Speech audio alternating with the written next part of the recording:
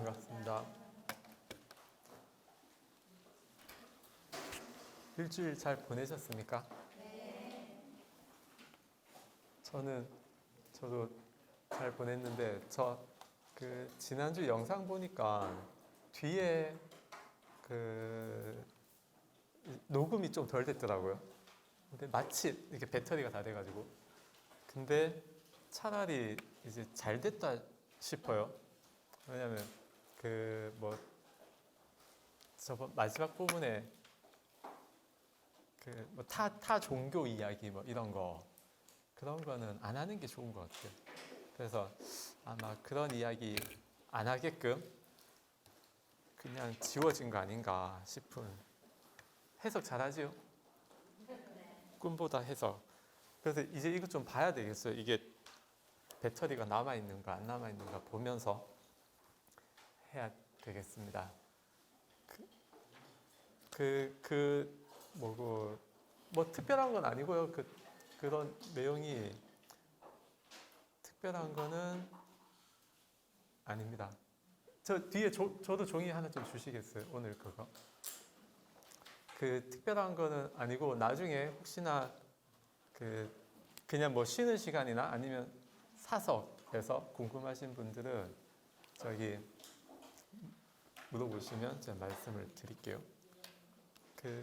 그냥 뭐 특별한 거는 그런 겁니다. 우리 어떤 정견 측면에서 우리 불교에서 이야기하는 것과 다른 이야기를 하고 있다. 이제 그냥 그런 내용이라 특별한 거는 없습니다.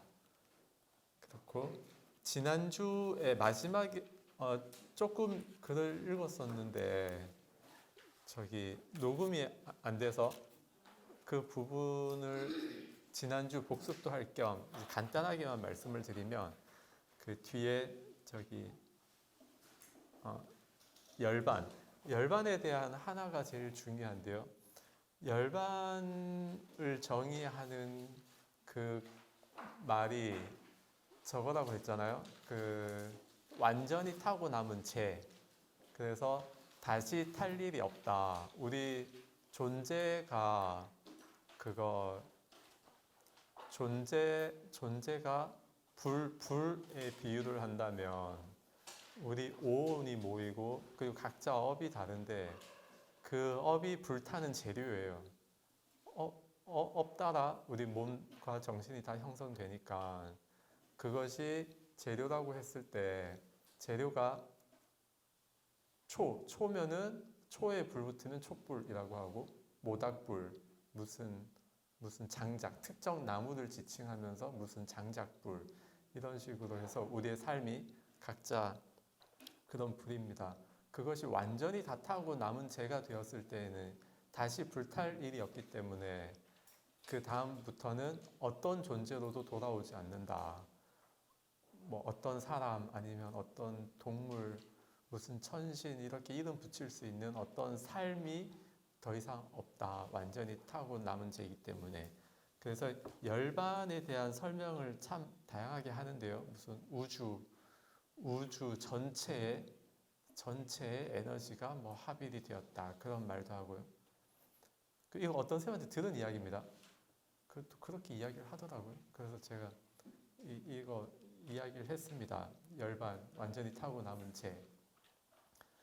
그랬습니다. 그래서 열반 여러분들이요 무슨 설명 봤을 때 이해가 안 되면 깝깝하고 이해를 하기 위해서 이것저것 찾아볼 수 있습니다. 그런데 지금 이렇게 정형구들 예를 들면 초선도 정형구 있잖아요. 이렇게 생각과 지속적 고찰과 행복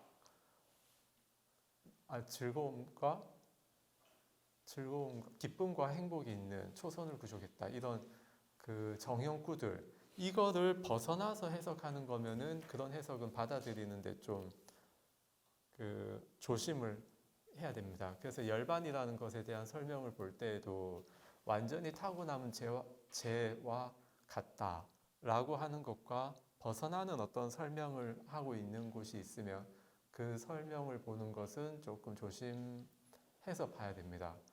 대표적인 예가 지난주에 했던 문수보살 과거생에 성불하고 미래생에 또 성불한다고 하는 그런 경우에는 그 대승의 논리가 들어가서 해석을 해야 된다.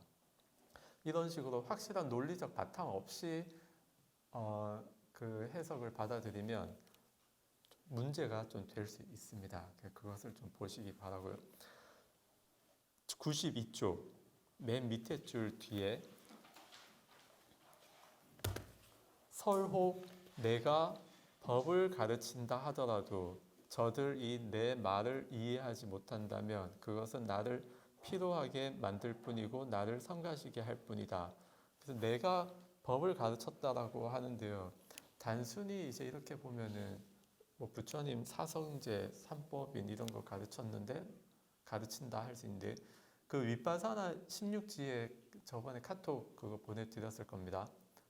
거기 보면 16단계로 해서 그 윗바사나 쪽에서 하는 그게 있어요. 그걸 참고해 보시면 부처님께서 가르치신 법이 이렇게 심오하구나. 그거를 이제 볼 수 있습니다. 추상적으로 지금 부처님의 법 이렇게 하면은 좀 멀게 느껴지고요. 구체적으로 보면은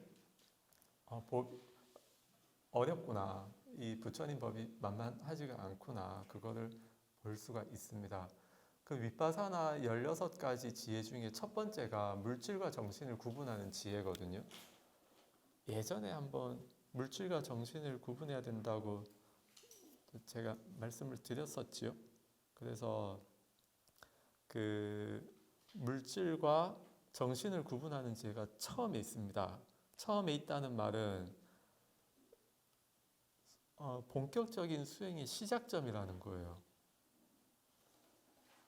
그 마치 물질과 정신의 현상이 다르다라는 것을 아는 게 굉장히 대단한 것처럼 생각할 수 있는데요. 16단계 중에 첫 번째입니다. 첫 번째. 그러니까 설령 그 정신 이런 거 구분한다 하더라도 이제 시작이다. 그래서 수행할 때는요 좀 겸손해질 필요가 있습니다. 이게 수행 그 뭔가 하나가 좀 알아지면 굉장한 자신감도 붙고 뭐 주변이 돌아가는 게 좀 보이고 그런 식으로 되거든요. 근데 그런 것들이 다 그 내가 아직 뭐 할 건 아니다. 그냥 좋은 과정에 내가 지금 있구나. 그 정도로만 이제 생각하면 좋겠습니다. 오늘 이제 나눠드렸으니까 이것도 하나 보고 갑시다. 그 싫어할 수도 있는데 좀 봐주십시오. 제가 제 수업 있을 때 이런 거 이야기하지 언제 하겠습니까? 이거 저기 백일홍이라고 하는 커피가 있습니다. 원두 커피. 저기 한 카페에서 3년 됐다고 기념으로 나온 원두인데 그 커피를 먹으면서 딱 먹었는데 별로 마음에 안 들더라고요, 맛이.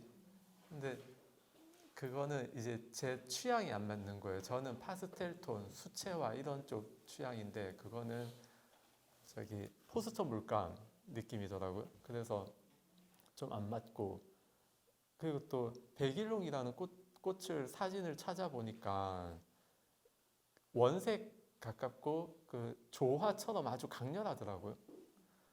그래서 또 그것도 제 취향이 또 아닌 거예요. 그래서 백일홍을 그 커피 이제 천천히 계속 맛보는데 커피 자체가 나쁘지는 않아요.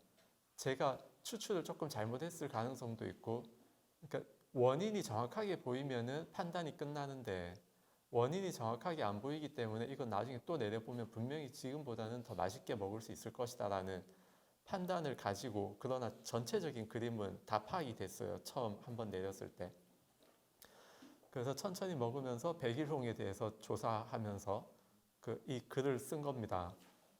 저기 백일홍이 또 해를 좋아한다고 그래요. 6월부터 9월까지 피고. 그래서 제목은 다 쓴 다음에 이제 제목을 했고 글을 쓸 때 전체적인 주제 그것은 꽃말 맨 밑에 줄 보면요. 꽃말 친구들 생각하는 마음, 인연 그리고 노란색 백일홍은 그리움, 사랑하는 사람을 매일 기억함. 그 꽃 색깔별로 헌신하는 사람, 순결, 행복, 인연, 애정 이렇게 있다더라고요. 그래서 중심은 그냥 전체적으로 친구를 생각하는 마음, 인연, 그리고 그리움 이런 쪽으로 잡아서 한 겁니다. 색깔 백일홍, 태양을 향했네. 오가는 길, 나누는 인사, 우리는 그랬네. 해서 저기 커피 딱 먹었을 때 한 번 이렇게 확 마음에 안 들었잖아요. 그러니까 이렇게 나온 거예요. 색깔 백일홍, 태양을 향했다. 오가는 길, 일부러 찾아가서 인사를 해야 반가운 거잖아요. 근데 오가는 길에 그냥 보이는 거 해서 인사를 한다. 우리는 그랬네. 과거형. 그리고 두 줄 띄운 것은 그냥 시간의 차이가 있다는 거. 그래서 처음 두 행과 뒤에 한 행, 세 번째 행은 이제 약간 별개로 좀 띄어서 연결 좀 덜 된다. 그렇게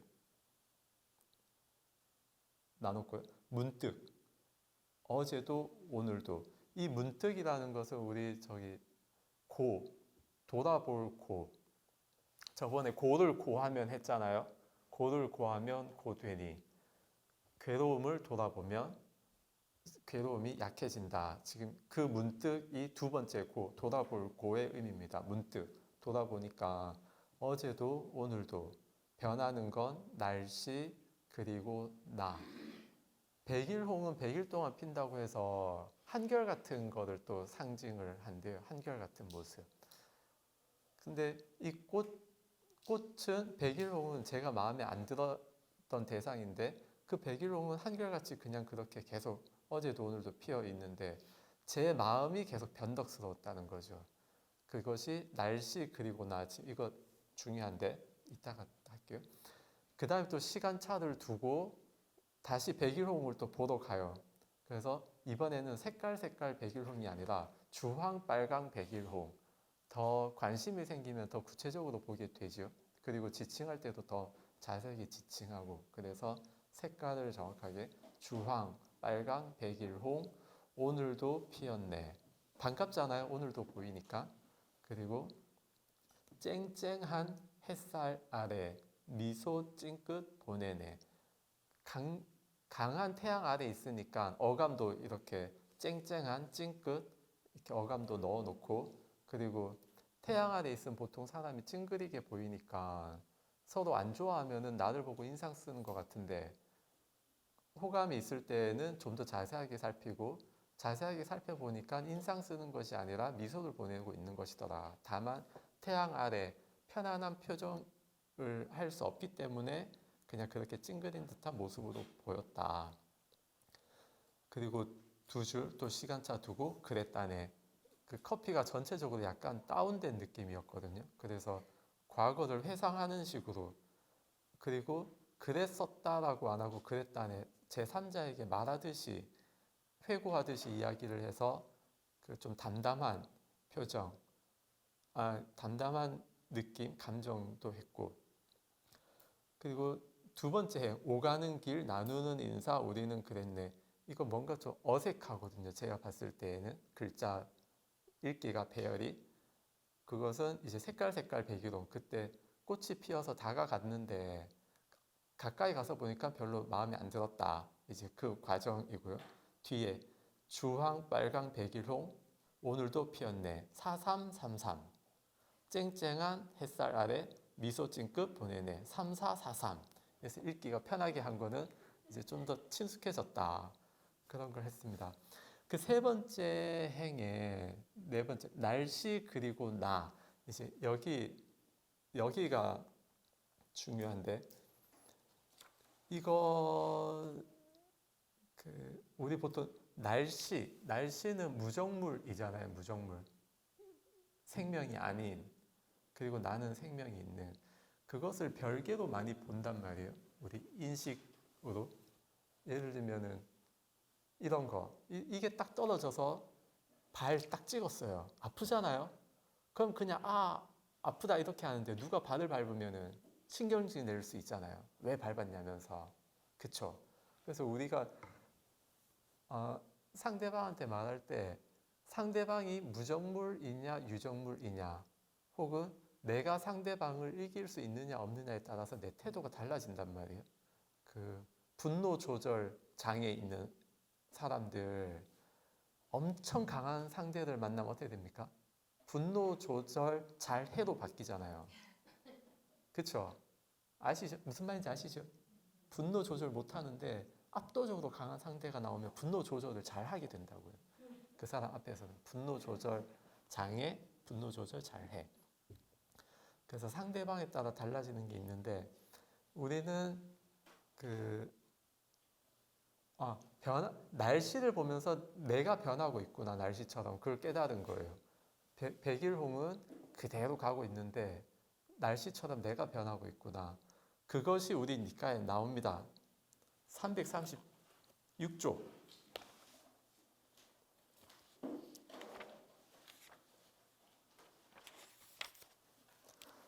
336쪽 13번 13을 보면요. 여러분, 백일홍을 담는 수행을 닦으십시오. 여러분, 백일홍을 담는 수행을 닦으면 마음에 드는 감각 접촉과 마음에 들지 않는 감각 접촉이 일어나더라도 그런 것이 마음을 사로잡지 못할 것입니다. 여러분, 예를 들면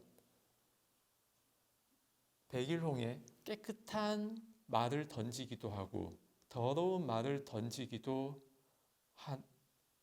하지만 백일홍은 그 때문에 놀라지도 않고 모욕을 당하지도 않고 넌더리 치지도 않습니다. 여러분, 그와 같이 백일홍을 담는 수행을 닦으십시오. 여러분, 백일홍을 담는 수행을 닦으면 마음에 드는 감각 접촉과 마음에 들지 않는 감각 접촉이 일어나더라도 그런 것이 마음을 사로잡지 못할 것입니다. 이렇게 이제 볼 수가 있는 거죠.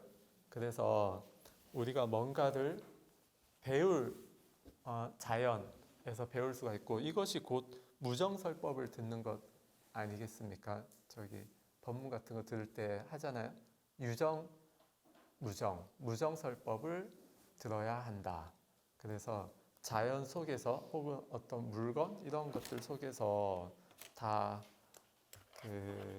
우리가 배울 수 있다. 꼭 무슨 말로만 배우는 게 아니고 내가 발심이 되어 있고 내 삶을 변화시키려고 노력하고 내가 불교 공부를 하려고 하고 수행을 하려고 마음이 있으면 온갖 것에서 다 배울 수가 있습니다.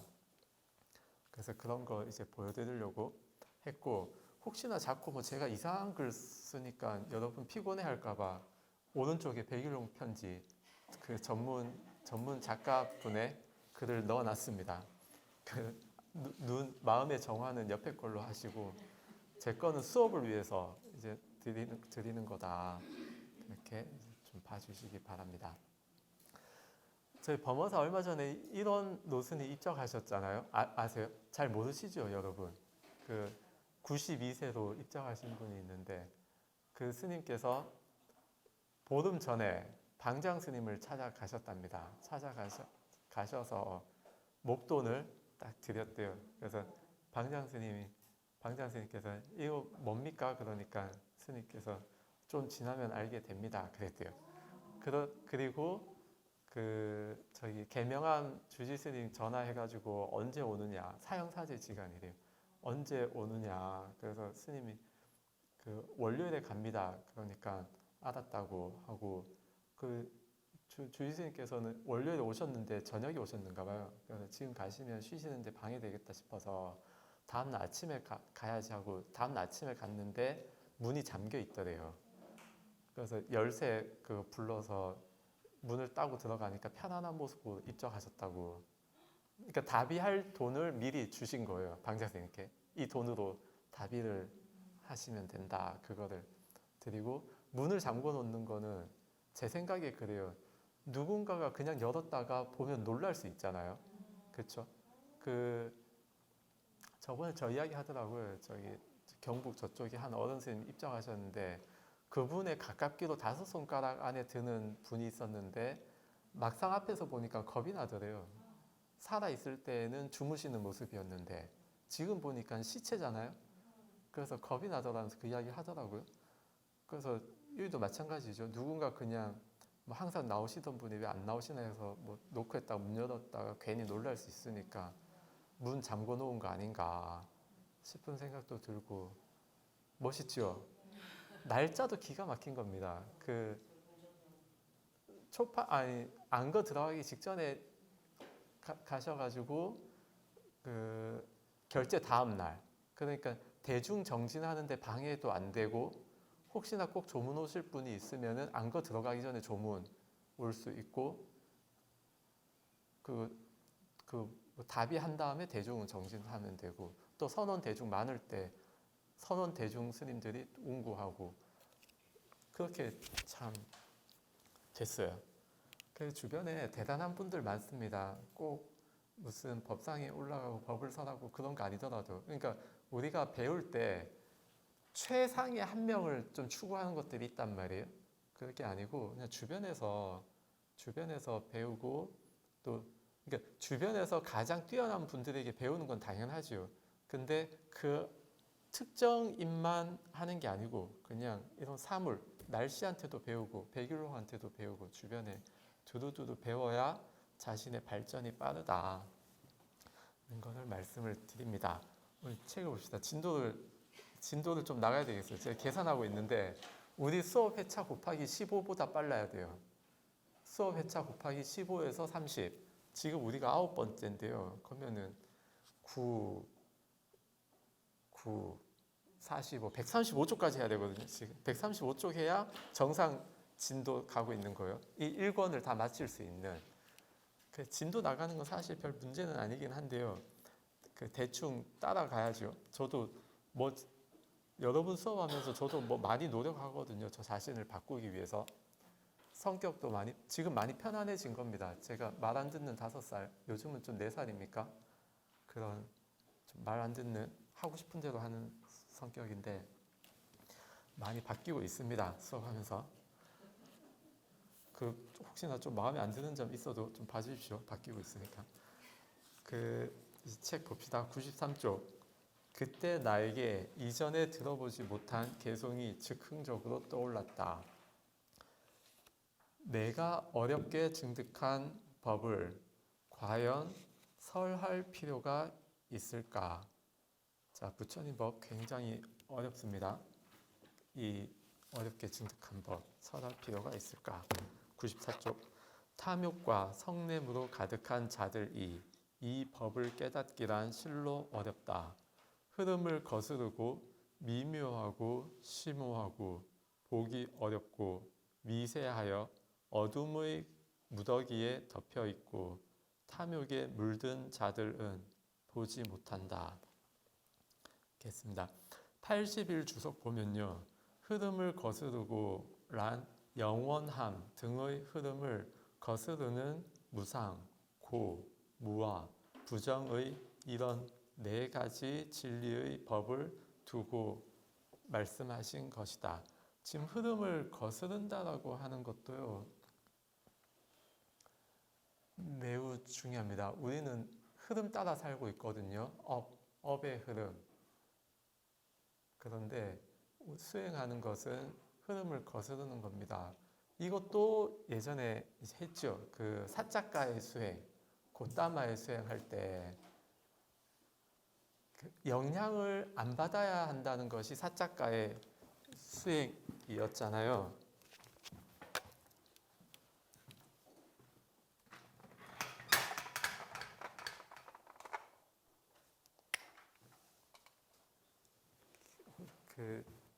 혹시 과거에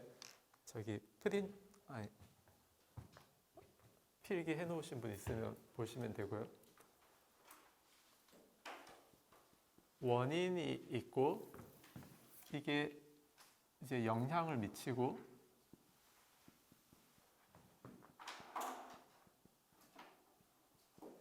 괴로움이라는 결과로 이제 나타나는데요. 이 사자가의 수행은 영향을 받지 말아야 된다. 그쵸? 중생은 괴로움 속에 살고 있잖아요. 물론 괴로움도 있고 즐거움도 다 있는데 어쨌든 흐름대로 흐름의 끝까지 간단 말이에요. 중생은 괴로움이 되든 즐거움이 되든 흐름의 끝까지 그냥 가는 게 중생의 삶이고요. 수행을 한다고 하면 설령 사자가처럼 그 외도의 견해가 있다 하더라도 어쨌든 흐름을 거스르는 거예요. 그쵸? 영향을 받지 말아야 된다. 흐름을 하나 거슬러 놓은 거란 말이에요. 사자가의 수행. 근데 곧다마 존자는 원인에 대해서 분석해야 된다라고 해서 원인까지 한 번 흐름을 거슬렀고 한 번 더 흐름을 또 거슬렀잖아요. 그쵸? 이게 흐름을 거스르는 겁니다.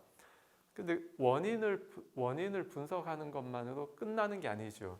원인의 그 성품, 원인의 특징을 분석을 또 해서 신통을 또 개발하잖아요. 누신통까지. 그래서 원인의 어떤 특성 뭐 이런 거를 또 한 번 더 분석을 한단 말이에요.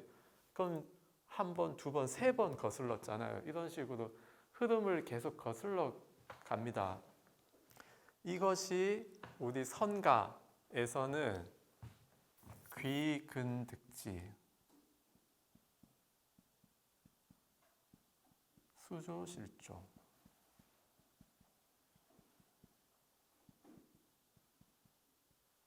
이렇게 해요.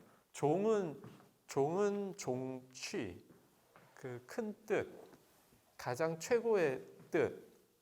종자 저거 날 찾아보십시오. 종자 한자 틀렸으면 교정하십시오. 그 종이나 지나 똑같습니다. 종지. 그래서 귀근 뿌리로 돌아가면 얻을 득, 종지를 얻고 수 따를 수, 비출조, 비춤을 따르면 종지, 근본 뜻을 잃는다 라는 건데요. 지금 저기 봤을 때 흐름을 따라가는 것이 수조하는 것이고요. 거슬러 가는 것이 귀근입니다. 그래서 흐름대로 그냥 가면은 실종, 종지를 잃고 흐름을 거스르면은 종지, 근본 뜻을 얻을 수 있다. 그래서 흐름대로 가서요. 내가 지금 내 삶이 어떤 흐름으로 가고 있는가, 그리고 전체적으로 어떤 흐름으로 가고 있는지도 판단해야 되고, 그리고 어떤 때에는 어떤 상황은 내가 흐름을 잘 거스르고 어떤 상황은 흐름을 잘 따르더라. 그런 상황에 따른 차이도 있을 수 있거든요.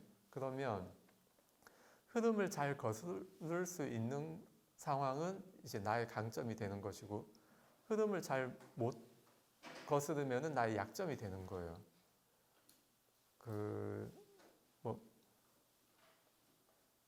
예를 들면 싫은 소리 듣는 것은 내가 별로 영향 안 받고 잘 거스를 수 있는데, 맛있는 음식 앞에 자제력이 무너지더라. 그러면은 소리 듣는 것에는 내가 강점이 있는 것이고 맛있는 것 앞에서는 내가 약점이 있는 것이에요. 그러면 약점 있는 것에 노력을 해야 되는 거죠.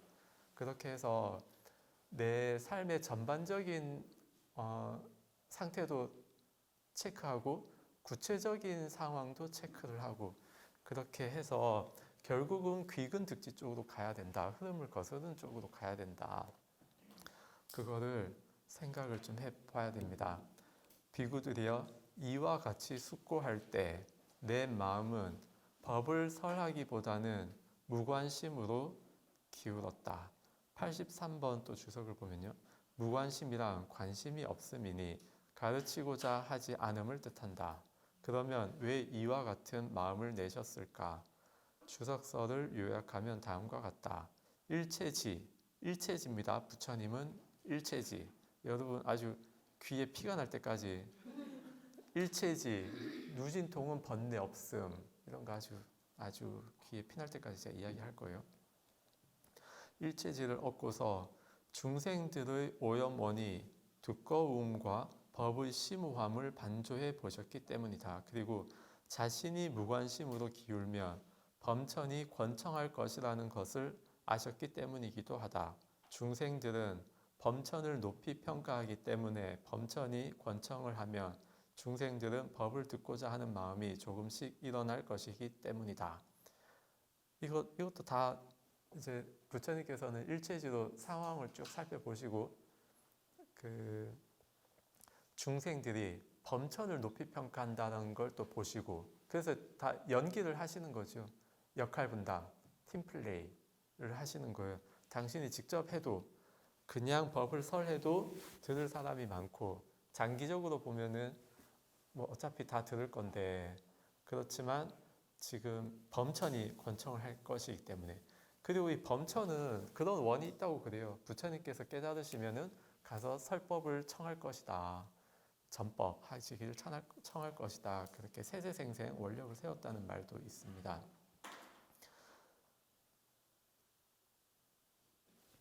네, 그 탐욕에 물든 자들은 보지 못한다라고 해서 법을 설하지 않을 만큼 그만큼 굉장히 어려운 법이자 그만큼 확실한 법이기도 합니다. 이게 단순히 어렵다고만 볼 게 아니고 이처럼 아주 소중하다 그런 법이 되겠습니다.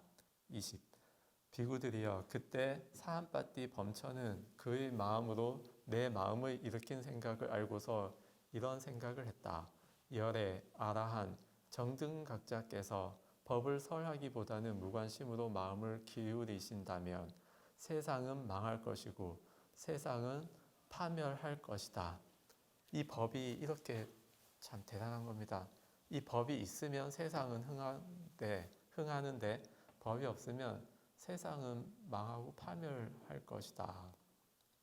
그래서 우리 입장에서 보면 불법을 알고 불교 가르침을 들을 수 있는 지금 현재 우리의 모습들 얼마나 다행한 일입니까? 그죠? 세상이 망할 뻔했는데 구원을 얻었잖아요. 그렇습니다. 비구들이여 그러자 사한빠띠 범천은 마치 힘센 사람이 구부린 팔을 펴고 편 팔을 구부리듯이 그렇게 재빨리 범천의 세상에서 사라져 내 앞에 나타났다. 비구들이여 그때 사한빠띠 범천은 한쪽 어깨가 드러나게 윗옷을 입고 나를 향해 합장하고 이렇게 말했다. 세존이시여 세존께서는 법을 설하소서 선서께서는 법을 설하소서 눈에 먼지가 적게 낀 중생들이 있습니다. 그들은 법을 듣지 못하면 타락할 것입니다. 그 법을 이해할 만한 자들이 있을 것입니다. 비구들이여 사한빠띠 범천은 이렇게 말했다. 이렇게 말하고 다시 다음과 같이 말했다. 때 묻은 자들이 궁리해 낸 청정치 못한 법이 전에 마가다에 나타났습니다. 불사의 문을 여소서 때 없는 분이 깨달으신 법을 듣게 하소서. 마치 바위산 꼭대기에 서면 주변의 사람들을 두루 볼 수 있듯이 현자시여 모든 것을 볼 수 있는 눈을 가진 분이시여 그와 같이 법으로 충만한 궁전에 올라 슬픔을 제거한 분께서는 슬픔에 빠져 있고 태어남과 늙음에 압도된 저들을 굽어 살피시옵소서. 일어서소서 영웅이시여 전쟁에서 승리하신 분이시여 대상의 지도자시여 빛 없는 분이시여 세상에 유행하소서. 세존께서는 법을 설하소서. 법을 이해할 만한 자들이 있을 것입니다. 이렇게 그 개송을 또 했는데요. 다시 계속 앞으로 가봅시다. 95쪽. 때 묻은 자들이 궁리해냈다는 것 85번 보면요. 때 묻은 자들이 궁리해낸 이란 때가 있는 육사 외도들이 궁리해낸 것을 말한다. 여기서 제가 중요하게 보는 것은 때가 있다는 것이 아니라 궁리해냈다는 것을 중요하게 봐요. 궁리했다. 문사수 있으면 궁리해냈다는 건 사. 그 때가 있었기 때문에 수가 완벽하게 닦는 게 완벽하게 안 돼요. 그래서 내가 모르는 것도 아는 것처럼 말을 해야 된단 말이에요. 세상은 이렇다 저렇다. 그러다 보니까 궁리를 해야죠. 자기가 그 수행한 것 범위 안에서 이때까지 보고 듣고 한 것, 수행한 것, 그 모든 것을 종합을 해서 내가 보지 못한 것에 대해서도 이야기를 해야 된단 말이에요. 그러니까 궁리를 해야죠. 그것은 수의 단계가 아니고 문사수 중에 사의 단계라서 그 청정치 못합니다. 본 것을 보았다고 해야 되지. 알라라 깔라마처럼 무소유처 본인이 한 거 무소유처까지 딱 하면은 그것은 청정한 법이 될 수 있습니다. 그 수준까지. 그런데 우타카 라마푸타는 자기 부친이 비비상처 전까지 갔는데 본인은 못 갔잖아요. 근데 본인은 그 선정이 돼서 가르치고 있었단 말이죠. 그래서 부처님께서 깨달으신 다음에 무소유처 정을 했던 알라라 깔라마를 처음으로 이제 찾은 거겠죠. 저희 무소유처 위의 단계를 가르치던 우타카 라마푸타를 찾은 게 아니고요. 그래서 궁리해냈다는 거 그 중요합니다. 우리가 많이 궁리하거든요. 그 일상생활에 본인이 확신하지 못하는 것을 확신하는 것처럼 이야기를 많이 해요. 저도 당연히 하고 있고요. 그래서 이 영상 보면서 그랬던 부분들 체크해서 혹시나 잘못한 거나 있으면 다음 시간에 말씀드리고 하는데요. 그렇습니다. 그래서 이런 것들 하나하나 구체적으로 내가 이 부분을 궁리를 해서 결론을 낸 거구나. 그리고 그때는 말하다 보니까 그냥 확신에 차서 그냥 확신하는 듯이 말했는데 이 부분은 내가 확신하지 못하는데 실제로 확신하고 있는 것처럼 생각하고 있었구나. 이렇게 하나하나 찾아내면 그것이 곧 흐름을 거스르는 그런 구체적인 상황이 될 수가 있습니다. 그래서 궁리에는 청정치 못한 법이 마가다 그 나라에 있는데요. 불사의 문을 열어 달라고 이제합니다. 불사의 문은 열반으로 향하는 문, 타고 남은 재로 향하는 문입니다. 여기서 이제 사한파티 범천에 대해서 좀 보고 넘어가면요.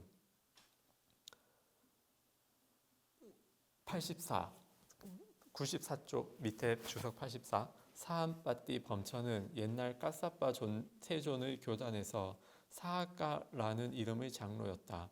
그가 초선을 증득하여 초선의 세계에 거불 수명을 가진 대범천으로 태어났다. 그곳에서 그를 사한파티 범천이라고 불렀는데 이렇게 해서 그는 사한파티 범천이라 불리었다.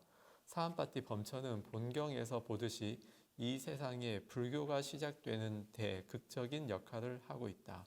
여기서 보듯이 법의 바퀴를 굴릴 것을 간청하는 자도 사한파티 범천이고 세존이 인멸하시자 맨 처음 개성을 읊은 자도 그다 라고 합니다. 세존께서 인멸하셨을 때 그때 읊은 개성은 이렇습니다. 세상의 모든 존재들은 필경에는 몸을 내려놓는구나. 이 세상 그 누구와도 견줄 수 없는 스승, 힘을 갖추셨고 완전하게 깨달은 열애, 그분도 이처럼 완전한 열반에 드시는구나 라고 개성을 이야기를 했다고 합니다. 인터넷 찾아보면 나옵니다. 사한파티 범천, 열반 개성 이런 식으로 찾아보면 나와요. 그럼 하나가 더 나오는 게 있는데요. 욕계의 신인 사가 제석천이 이어서 사한파티 범천에 이어서 또 개성을 합니다. 형성된 것들은 참으로 무상하여 일어났다가는 사라지는 법이라네. 일어났다가는 다시 소멸하나니 이들의 가라앉음 진정한 행복일세 라고 하는데요. 이거 우리 연불할 때 비슷한 게 있습니다. 재행무상 시생멸법 생멸멸이 정멸위락 혹시 좀 익숙한 구절, 절에 기도 많이 하시거나 특히 제사 지낼 때 많이 하는 구절인데요. 저번에 저기 카톡 보내드린 것 중에 이게 제가 보내드렸거든요. 카톡에.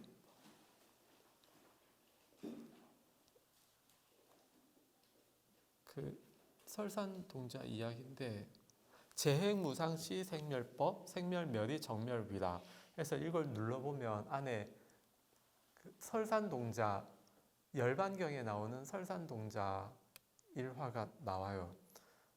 재행무상시 생멸법까지 구절을 들었는데 설산동자가 그 다음 구절을 듣고 싶은데 이 나찰이 안 알려주는 거예요. 그래서 그 다음 구절을 알려주면 내 생명을, 내 몸을 그대의 음식으로 공양을 올리겠습니다. 그렇게 약속을 하고 들은 그 뒷구절이 생멸멸이 정멸위락인데요. 사가 제석천의 개송하고 거의 비슷하잖아요. 그 한자 해석하면은 사가 제석천의 해석하고 거의 똑같거든요. 그래서 그 초기 불교의 부처님 열반하실 때의 모습, 그때 나온 개송이 대승불교 책인 대승불교 경전인 열반경에 비슷하게 나온다는 거 볼 수가 있습니다. 제가 대전 갔을 떨어졌는데 받쳐주죠. 여기 보면 설산동자가 이제 약속은 약속이니까 그 개송을 듣고 딱 떨어져요. 떨어지니까 그런데 그 몸이 땅에 닿기도 전에 나찰은 곧 인드라의 모습으로 되돌아와 공중에서 그를 받아 땅에 내려놓았다. 안전하게 착지를 시켜 주었다. 그러니까 제가 대전 그 초파일 갔을 때 그때 저거 그 초파일 당일날 비 온다 그랬잖아요. 오후에 저녁에 저 지나가면서 이쪽 보니까 등줄 있는데 등줄을 이어 붙인 부분에 테이프가 제대로 안 붙여져 있는 부분이 있는 거예요. 그럼 누전돼서 전기 내려갈 수도 있고 그렇잖아요. 그래서 제가 그거를 이제 감아야 되겠다. 제 밥값을 하겠다. 그러면서 그걸 제가 감는데 난간이 있었고 밑에는 경사지 오르막길이에요. 좀 가파른 오르막길이고 난간에 올라가서 좀 불안하게 했죠. 그걸 감는데 전기가 통하더라고요. 전기 내려진 상태였거든요. 근데 전기가 통해서 깜짝 놀라서 떨어졌어요. 깜짝 놀라서 떨어졌는데 다행히 안 다쳤어요. 그 경사져 있고 난간도 경사진 난간에 이렇게 올라가서 하다가 딱 떨어졌으니까 초파일에 많이 다치거든요, 스님들이. 낮은 데 떨어져가지고 뭐 십자인대 끊어지고 막 그런단 말이에요. 발목 삐고. 그래서 또 안 다쳤어요. 그때 이제 여러분 생각이 나더라고요. 여러분들이 니까야 수업을 무사히 다 들으려는 그 원력으로 나타나서 받아준 거 아닌가. 그 생각을 하나 하고 이제 그 다음에는 또 바로 저거 했죠. 헬로, 니하오, 이따다키마스 했는데 더 안 나오는 거예요. 저는 전기통 했으니까 외국어 능력이 생긴 줄 알고 해봤는데 안 되더라고요. 그래서 손은 찌릿찌릿한데 안 되더라고요, 더 이상. 그래서 다음을 기약해야 되겠다. 그러고 했습니다. 우리가 공부하다 보면요, 그런 다행스러운 생각, 실제와 다를 수도 있잖아요. 근데 다행스럽다는 생각을 하면 기분도 좋고, 그렇죠. 전화위복, 전화를 되돌려서 복으로 삼는다. 그래서 전화까지는 했어요. 위복은 안 됐고, 영어, 중국어 됐어야 위복인데 근데 어쨌든 떨어진 거 전화로 생각하진 않았습니다. 화로 생각하진 않았어요. 전화까지는 했습니다. 위복 더 갔으면 좋았는데 겁나서 그 다음에 못 올라가겠더라고요. 장갑 꼈어요.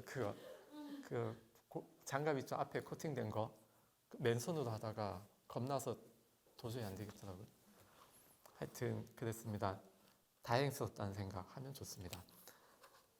20 이거 이제 저거 했고 설산동자 나중에 봐 보십시오. 저기 링크 드린 거 21.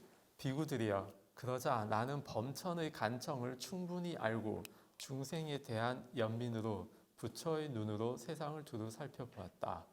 비구들이여 나는 부처의 눈으로 세상을 두루 살펴보면서 중생들 가운데는 눈에 때가 10개 낀 사람도 있고 두텁게 낀 사람도 있고 기능이 예리한 사람도 있고 둔한 사람도 있고 자질이 선량한 사람도 있고 나쁜 사람도 있고 가르치기 쉬운 사람도 있고 어려운 사람도 있으며 어떤 사람들은 저 세상과 비난에 대해 두려움을 보며 지내는 것도 보았다. 예를 들면 어떤 청년이나 홍년이나 백년은 물속에서 생겨나 물속에서 성장하고 물에 잠겨 그 속에서만 자란다. 어떤 청년이나 홍년이나 백년은 물속에서 생겨나 물속에서 자라서 물의 표면까지 나온다. 어떤 청년이나 홍년이나 백년은 물속에서 생겨나 물속에서 성장하여 물 위로 올라와 당당하게 서서 물에 젖지 않는다. 비구들이여 그와 같이 나는 부처의 눈으로 세상을 두루 살펴보면서 중생들 가운데는 눈에 때가 10개 낀 사람도 있고 두텁게 낀 사람도 있고 기능이 예리한 사람도 있고 둔한 사람도 있고 자질이 선량한 사람도 있고 나쁜 사람도 있고 가르치기 쉬운 사람도 있고 어려운 사람도 있으며 어떤 사람들은 저 세상과 비난에 대해서 두려움을 보며 지내는 것도 보았다. 비구들이여 그때 나는 사한파티 범천에게 개성으로 대답했다. 그들에게 감로의 문은 열렸다. 귀를 가진 자 자신의 믿음을 보여라. 범천이여 이 미묘하고 숭고한 법을 피로해질 뿐이라는 생각에 사람들에게 설하지 않았다. 설하겠다는 거죠. 비구들이여 그러자 사한파티 범천은 나는 세존께서 법을 설하시도록 기회를 제공했다라고 생각하면서 내게 절을 올리고 오른쪽으로 돌아 경의를 표한 뒤 그곳에서 사라졌다. 라고 합니다. 주석 90번 보면요. 피로해질 뿐이라는 생각 때문에 라고 하셨다. 이것은 내 몸과 입이 피로해질 뿐이라는 생각 때문에 설하지 않았다. 그러나 이제 모든 사람들이 믿음의 그릇을 가지고 오라. 그들의 사유를 충족시켜 주리라. 라는 말씀을 하셨습니다. 여러분 드린 것 중에 법성계 있죠? 법성계 안에 우보익생 만호공 중생수기 득이익이라는 구절이 있습니다. 좀 뒤쪽에 약간 아래쪽에 그 해석은 윗부분 인터넷 찾아서 해석하시고요. 밑에 보배 비가 모든 생명을 이익하게 한다. 그것이 허공에 가득 차 있다. 중생은 그릇 따라서 이익을 얻는다. 그래서 여기 지금